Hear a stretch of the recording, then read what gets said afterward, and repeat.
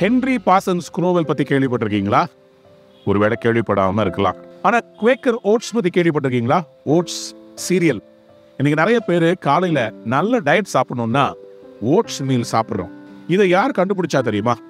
அன்பானவர்களே, இந்த Henry Parsons குரோவெல்ன்ற இந்த தேவ மனிதர் தான் இந்த ஓட்ஸ்ல ஒரு பெரிய புரட்சியை கொண்டு வந்தார். இவர் ஒரு சாதாரண குடும்பத்திலே பிறந்து வளர்ந்தார். அவருடைய தகப்பனார் இவருடைய சிறு வயதிலேயே இறந்து விட்டார். காரணம் டிபி.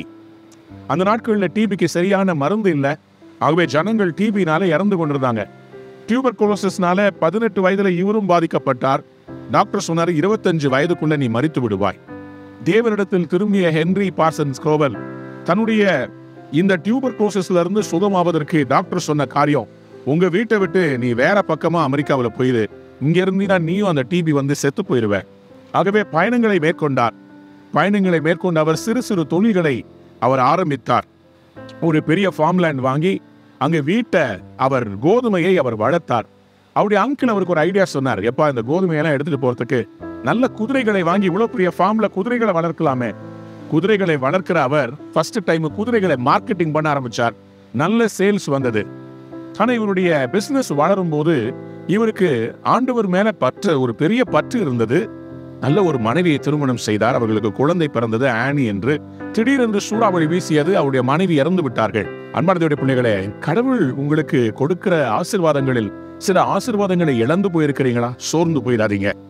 இந்த ஹென்றி பார்சன் என்ன செய்தார் என்றால், தொடர்ந்து அவர் தேவன் மேல் விசுவாசம் வைத்து அவர் இந்த ஓட்ஸ் மீல், அதாவது குதிரைகளுக்கு கொடுக்கிற உணவு, இந்த குதிரைக்கு கொடுக்கிற உணவை எப்படி ஜனங்களுக்கு கொடுப்பது, அதை சாப்பிட்டு பார்த்தா அதுல சத்து இருக்குது. ஆகவே என்ன செய்தார், அப்படியே அந்த ஓட்ஸை கொடுக்காம அந்த ஓட்ஸை மசிச்சு பிளாட் ஆக்கி அதை பாலில் கலந்து சாப்பிட்டா ரொம்ப உடம்புக்கு நல்லதுன்றத ரிசர்ச் பண்ணி கண்டுபிடிச்சு அதை அமெரிக்க மக்களுக்கு காலை, அதாவது த பிரேக்ஃபாஸ்ட் கிங் என்று சொல்லப்படுகிற இந்த ஓட்ஸ் மீல், குவேக்கர் ஓட்ஸினுடைய ஃபவுண்டராக இந்த ஹென்றி பார்சன்ஸ் மாறினார். மறுபடியும் திருமணம் செய்தார்.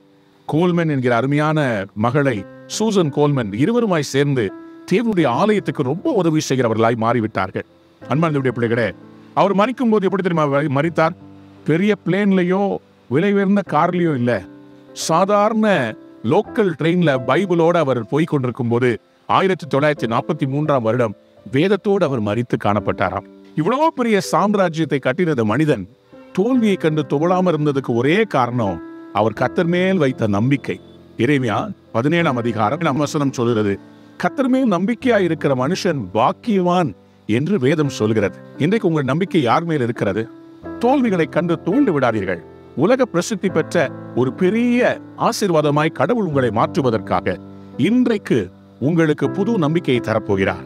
ஹென்றி பார்சனும் அவருடைய மனைவியும் ஏராளமாய் கடவுளுக்கும் கடவுள் பணிக்கும் கொடுக்க கடவுளுடைய வியாபாரத்தை ஆசீர்வதித்த நீங்களும் மற்றவர்களுக்கு அள்ளி கொடுக்கும்படி கடவுள் உங்களை ஆசீர்வதிக்க போகிறார். அவர் மேல் நீங்க வைத்த நம்பிக்கை வீண் போகாது. உங்களையும் ஆண்டவர் உலக பிரசித்தி பெற்றவர்களாய் மாற்ற போறார். You are a world changer, history maker. God bless you. Have a wonderful day.